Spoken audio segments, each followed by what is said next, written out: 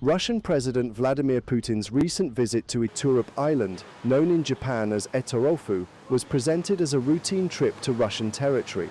But the visit carried wider political and strategic significance.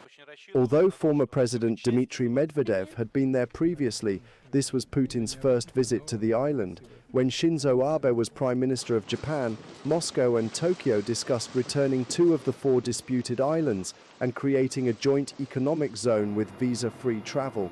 Those efforts collapsed after Russia's full-scale invasion of Ukraine in 2022. Today, Moscow sees no ambiguity over the island's status, while Japan continues to claim it as part of what it calls its northern territories. The dispute has again led to diplomatic tension, including critical statements and the summoning of ambassadors. Political analysts Seijiro Takeshito say Putin's visit also had a domestic political purpose. A lower house election coming up very soon in Russia. So I think he has to really make the image, create the identity that he will not fall back with against the strength of these, free world alliance. So, it's almost like a propaganda movement that he's making. Since 2022, Japan has joined the G7's position on Ukraine. It imposed sanctions on Russia and expanded military cooperation with the United States and other regional partners. From Moscow's perspective, Japan has shifted from a difficult but pragmatic neighbor to part of the Western security structure that opposes Russia. Tokyo, however, says its military buildup is mainly intended to counter China's growing military power.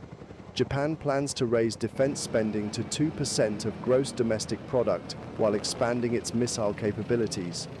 Political analyst Dmitry Bridze says the growing reach of Japan's military systems is increasing risks in the region. An adversary missile launch infrastructure hundreds or thousands of kilometers away can be described legally as defensive if it's used to respond to an attack, but operationally it represents a substantial power projection capability. So therefore, the situation also becoming dangerous for all the region if there will be any military tensions.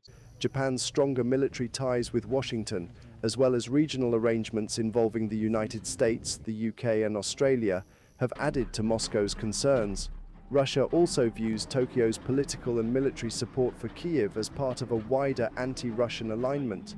Moscow's response, analysts say, is intended not only for Japan but also for the United States, South Korea, Taiwan and China. Andrei Kolobkov says the visit sends a particular message to Washington as Russia's ties with China continue to deepen. For Trump, preventing any kind of alliance fully fledged real alliance between China and Russia was one of the core goals of his foreign policy from the very start.